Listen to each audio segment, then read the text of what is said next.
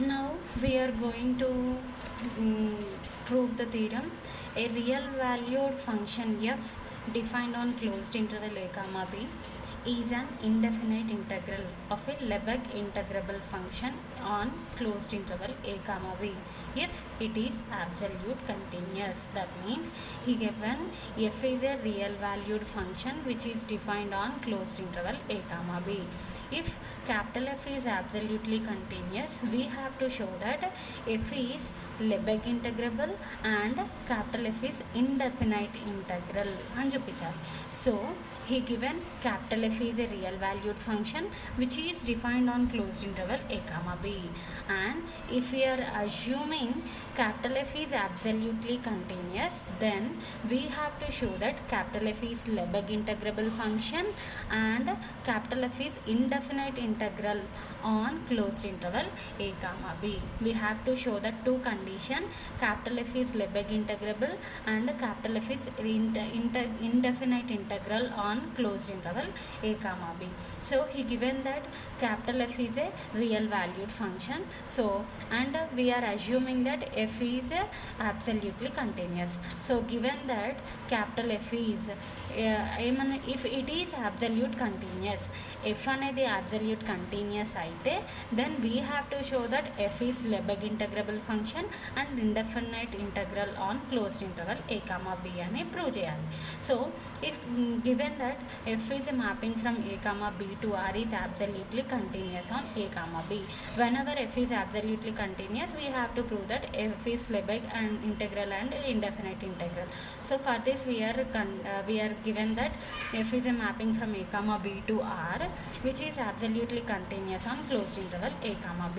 So then by lemma 2 he given చూడండి, if f is absolutely continuous then we already proved that f is function of bounded variation of a comma b. So by using this theorem, in this theorem 3 we have f is a function of real f is a absolutely continuous function. So we are using the lemma 2. By lemma 2 we proved that capital F is a bounded variation. So by lemma 2 we have then capital F is a bounded variation on closed interval a comma b. So now we are applying the Jordan decomposition theorem. So Jordan decomposition theorem, here see Jordan decomposition theorem, f is a real valued function and then f is a bounded variation. So f అనేది bounded variation అయితే by Jordan decomposition theorem it can be written as difference of two monotonically increasing functions, that is f equals to g minus h అనేసి మనం prove చేసినాం కదా. So we are now since ఇప్పుడు in this theorem we have f is a bounded variation on a comma b. So we are using the Jordan decomposition theorem. In this Jordan decomposition theorem, when f is bounded variation, f can be written as difference of two monotonically increasing function, that is f equals to g minus h we can written. So by now we are in this capital F is bounded variation on closed interval a comma b. So we are using the Jordan decomposition theorem. Then capital F can be written as difference of two monotonically increasing functions. So capital F can be written as difference of monotonically increasing functions అన్నారు కదా, where f1 and f2 are monotonically increasing sequence and which can be capital F can be written as difference of అన్నాడు కాబట్టి capital F can be written as f1 minus f2, so which is in the form of f equals to g minus h. So by Jordan decomposition we have f1 and f2 are monotonically increasing functions. So whenever we have monotonically increasing function we use this theorem.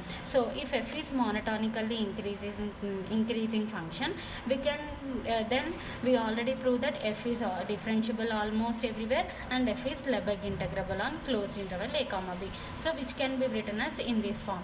So In this theorem we have capital F is monotonically increasing function. ఎందుకు అంటే by Jordan decomposition theorem f1 and f2 are monotonically increasing sequence.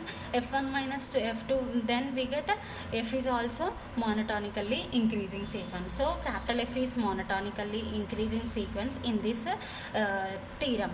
So we are using this theorem whenever f is monotonically increasing, which can be written as f is differentiable almost everywhere and f is Lebesgue integrable.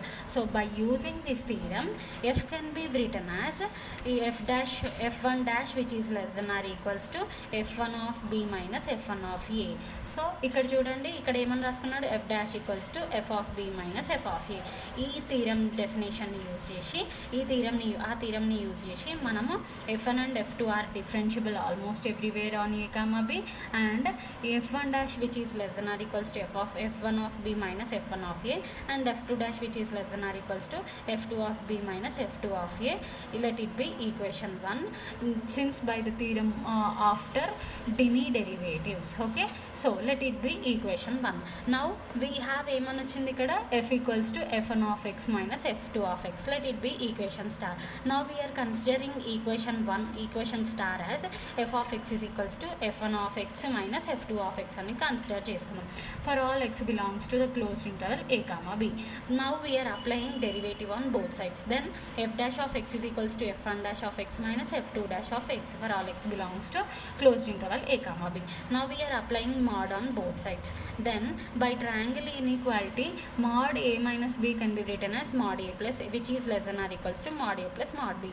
So which is in the form of mod a minus b by triangle inequality which can be written as less than or equals to mod f dash of x mod f2 dash of x. So we get f dash of x is less than or equals to f1 dash of x plus f2 dash of x for all x belongs to a comma b. Now we are applying integral over the closed interval a comma b on both sides. Then we get this equation. So from equation 1 we have integral f dash means f1 of b minus f1 of a. So from equation 1 we are substituting in the place of f1 dash we are f1b minus f1a. Similarly in the place of f2 dash we are substituting f2 of b minus f2 of a.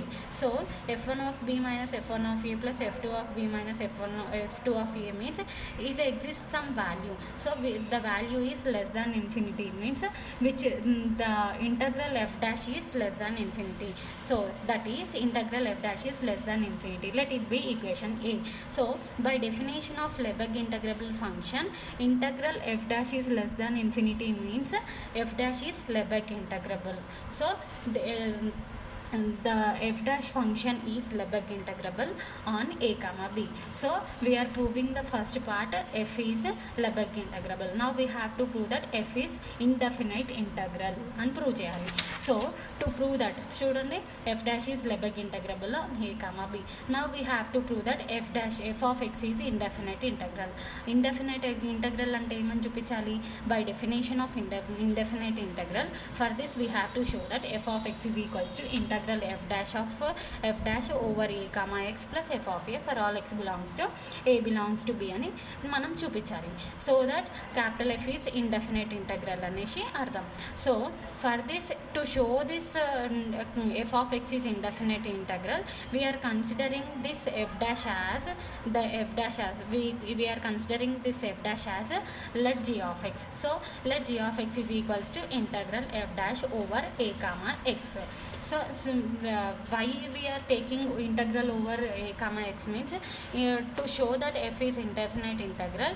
By in definition of indefinite integral we have the closed interval a comma x. So we are considering g of x is equals to f dash integral over a comma x for all x belongs to a comma b.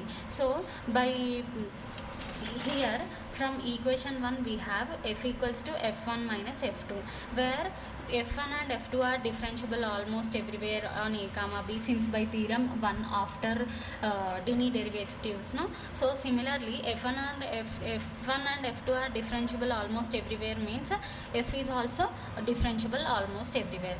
So f is differentiable almost everywhere. So ikkada chudandi, so which implies so f అనేది differentiable almost everywhere, and by hypothesis he given that f is absolutely continuous.